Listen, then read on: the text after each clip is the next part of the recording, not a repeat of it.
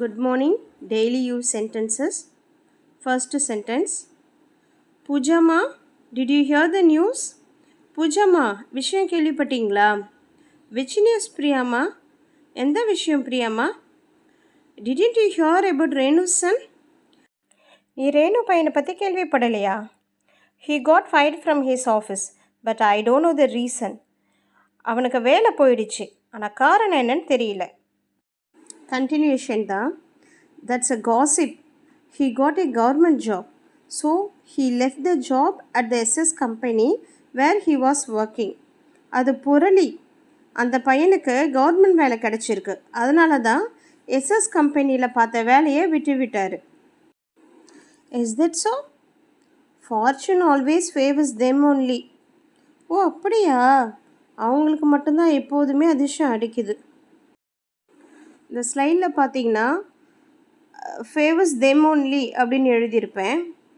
ஆக்சுவலாக நம்ம பேசும்பொழுது அப்படி தான் சொல்கிறோம், ஆனால் எழுதும் பொழுது ஒன்லி தெம் அப்படின்றது தான் கரெக்டான ஃபார்மேட்.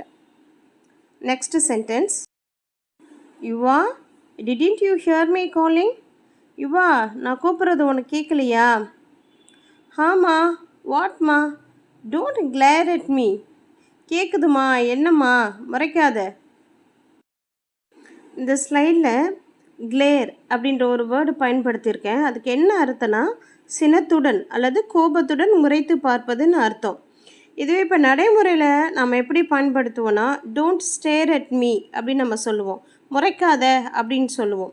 பட் உண்மையாலுமே ஸ்டேர் அப்படின்றதுக்கு என்ன அர்த்தம்னா உற்று பார்த்தல் அப்படின்றது அர்த்தம். இப்போ ஒருத்தவங்க புதுசாக ஒன்று போட்டு வந்தால் அதை உத்து பார்ப்போம் இல்லையா, அதை தான் நம்ம ஸ்டேர் அப்படின்றத நம்ம ஆங்கில வார்த்தையில் குறிப்பிடுவோம். நான் கூட என்னுடைய முந்தைய வீடியோவில் ஸ்டேர் அப்படின்ற வார்த்தையை முறைக்காதேன்ற அர்த்தத்தில் பயன்படுத்தியிருப்பேன். அது எப்போ பயன்படுத்தலான்னா, ஒரு ஃப்ரெண்ட்ஸ் நம்ம பேசிகிட்ருக்கோம், நம்மளை சீக்கிரமாக வர சொல்லியிருப்பாங்க, நம்ம லேட்டாக வருவோம். அப்போ லேட்டாக வந்தால் நம்ம ஃப்ரெண்டு நம்மளை அப்படி செல்லமாக கோபமாக பார்ப்பாங்க இல்லையா, அந்த மாதிரி நேரத்தில் கொஞ்சம் லேட் ஆகிடுச்சு, முறைக்காத அப்படின்னு சொல்லுவோம். Please don't stare at me அப்படின்னு நம்ம கேட்போம் இல்லைங்களா, அந்த மாதிரி இடத்துல வேணால் நம்ம அந்த ஸ்டேர் அப்படின்ற வார்த்தையை பயன்படுத்தலாம். கோபமான பார்வை, ஆங்க்ரி லுக் அப்படின்னா கிளேர் அப்படின்ற ஆங்கில வார்த்தையை பயன்படுத்தலாம். Next slide. You seem to be contemplating something. What is the matter? ரொம்ப நேரமாக எதையோ யோசிச்சுட்டு இருக்கிற மாதிரி தெரியுது, என்ன விஷயம்? நத்திங்மா, don't doubt me, just job stress. ஒன்றுமில்லம்மா, சந்தேகப்படாத, வேலை டென்ஷன் தான்மா. இந்த இடத்துல கண்டெம்ப்ளேட்டிங் அப்படின்ற ஒரு வார்த்தையை பயன்படுத்தியிருக்கேன். இதுக்கு என்ன அர்த்தம் அப்படின்னா ரொம்ப தீவிரமாக யோசிக்கிறதுன்னு அர்த்தம். அப்போது சீரியஸ்லி திங்கிங்னா என்ன? அதுவும் ரொம்ப யோசிக்கிறதா தான் அர்த்தம். அது ரெண்டுத்துக்கும் என்ன ஒரு வித்தியாசம்னா, இந்த கண்டெம்ப்ளேட்டிங் அப்படின்றது ஒரு விஷயத்தை பற்றி ரொம்ப நேரம் யோசிச்சுக்கிட்டே இருப்போம், ஆனால் ஒரு முடிவுக்கு வரமாட்டோம். பட் சீரியஸ்லி திங்கிங் அப்படின்றது ஒரு விஷயத்தை பற்றி ரொம்ப தீவிரமாக யோசித்து இறுதியில் ஒரு முடிவை நாம் எடுத்து விடுவோம். உதாரணத்துக்கு ஒருவர் மயில் கொண்டிருந்தால், அதாவது காதல் வயப்பட்டு இருந்தால், அந்த விஷயத்தை நம்ம எப்படி வீட்டில் சொல்கிறது, அப்பா அம்மா கிட்ட எப்படி பர்மிஷன் வாங்குறது அப்படின்னு ரொம்ப நேரம் யோசிச்சுக்கிட்டே இருப்பாங்க, ஆனால் கடைசியில் ஒரு முடிவும் எடுக்க மாட்டாங்க. அந்த மாதிரி யோசிச்சுக்கிட்டே இருக்காங்க இல்லையா, ரொம்ப தீவிரமாக யோசிச்சுட்டே இருக்காங்க இல்லையா, அதுக்கு பேர் தான் contemplating. Next slide. What I wonder, pin drop silence at your home since morning. என்ன ஒரு அதிசயம், காலையிலேருந்து குண்டூசி விழாறு சத்தம் கூட கேட்கல உங்கள் வீட்டில். Your house is always bustling with your kids noise or kids voice. குழந்தைங்க சத்தத்தில் உங்கள் வீடே பரபரப்பாக இருக்கும் எப்போதும். வாட் ஹப்பன்டா, இப்போ என்னாச்சுடா? ஷி காட் ஹிட் பை மாம். பூஜா அம்மா கிட்ட அடி வாங்கினா. ஆர் மாம் ஹிட் ஹர். அம்மா அவளை அடிச்சிட்டாங்க அப்படின்னு நம்ம சொல்லலாம். இல்லை, ஹிட்டுன்றதுடைய ப்ரெசன்ட் டென்ஸ் பாஸ்ட் டென்ஸ் ரெண்டுமே ஹிட்டு தான்.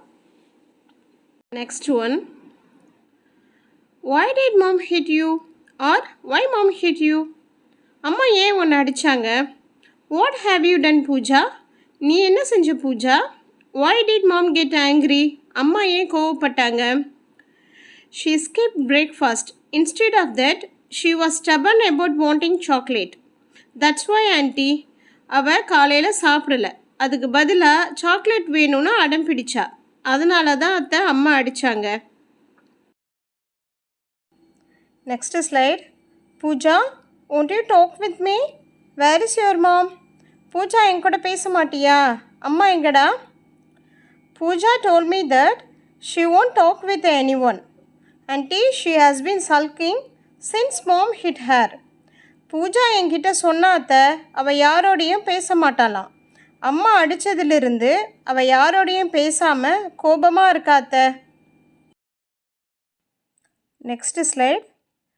Showing cake. would this change your mood? இது உன்னுடைய மூடை மாற்றுமா? Oh thanks aunty, I love cakes too. Yeah Emmy, where did you buy this cake? Thanks அத்தை, எனக்கு கேக்கும் பிடிக்கும், நல்லா இருக்குது. இந்த கேக்கை எங்கே வாங்குனீங்க?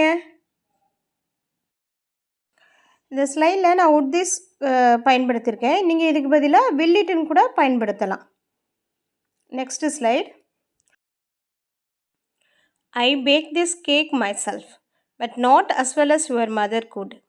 நானே இந்த கேக்கை செஞ்சேன், ஆனால் அம்மா செய்கிற அளவுக்கு இல்லை. No aunty, it's better then mom's preparation. இல்லை ஆண்டி, இது அம்மா செய்கிறத விட நல்லா இருக்குது. Do you even know how to bake a cake? உங்களுக்கு கேக்கு கூட செய்ய தெரியுமா? Yes I know, share with your brother too. தெரியும்டா, அண்ணனுக்கும் கொடு. Next slide. நான் இங்கே தமிழ் மீனிங் கொடுக்கல, நீங்களே ட்ரை பண்ணி பாருங்கள். Siva, you can at least wear a vest instead of your shirt. டே சிவா, பனியனாவது போடுறா சட்டைக்கு பதிலாக. Sorry ma'am, I have a heat rash and I feel itching all over the body, so I won't. மன்னிச்சிடுங்கம்மா, எனக்கு வேர்க்குரு இருக்குது, உடம்பு முழுக்க அரிக்கிற மாதிரி இருக்குது, அதனால் நான் போடலை. டே, then everyone will say shame on you Shiva for being bare chested. அப்புறம் எல்லாரும் உன்னை பார்த்து ஷேம்னு சொல்லுவாங்க, நீனு சட்டை போடாமல் இருந்தேன்னா. பேர் செஸ்டட் அப்படின்னா சட்டை போடாமல் இருக்குது, ஷர்ட்லெஸ் அப்படின்னு நம்ம சொல்லலாம். ஜென்ஸுங்களுக்கு அப்படி சொல்லலாம், லேடிஸுங்க உமன் அவங்களுக்கு வந்து டாப்லெஸ்ன்னு நம்ம சொல்லலாம். Next slide. இதில் வந்து ஃபுல்லாக நான் ஏற்கனவே எக்ஸ்பிளைன் பண்ணிட்டேன். அந்த வீடியோவில் வந்து சில வார்த்தைகளுக்கான மீனிங் தான் இங்கே நான் கொடுத்துருக்கேன். ஃபார்ச்சூன் உங்கள் எல்லாருக்குமே தெரியும், அதிர்ஷ்டம். காட் ஃபயர்ட் ஃப்ரம் ஜாப் அப்படின்னா பணி நீக்கம் தான். அது எதனாலனா ஏதாவது ஒரு தவறு செய்கிறதுனாலையோ அல்லது கொடுத்த வேலையை சரியான முறையில் முடிக்காதனால இல்லை நன்னடத்தை இல்லாதனால ஒரு பணி நீக்கம் செய்கிறாங்க, டெர்மினேட் பண்ணுறது தான் நம்ம வந்து ஃபயர்டு அப்படின்ற வேர்டில் நம்ம சொல்லலாம். இதே ப்ரொபேஷன் பீரியடில் ஒருத்தவங்க ஜாபை விட்டு நீக்கிறாங்க அப்படின்னா அதுக்கு பேர் வந்து சாக்டு அப்படின்ற ஆங்கில வார்த்தையை பயன்படுத்தலாம். கிளேர், முறைத்து பார்த்தல். கண்டம்ப்ளேட்டிங் அப்படின்னா தீவிர யோசனையில் இருப்பது. பஸ்ஸில் அப்படின்னா பரபரப்பான. சல்கிங் அப்படின்னா கோபத்தில் யார்கிட்டையும் பேசாமல் உம்முன்னு இருக்கிறதுன்னு அர்த்தம். தேங்க்யூ ஃபார் வாட்சிங். தேங்க்யூ.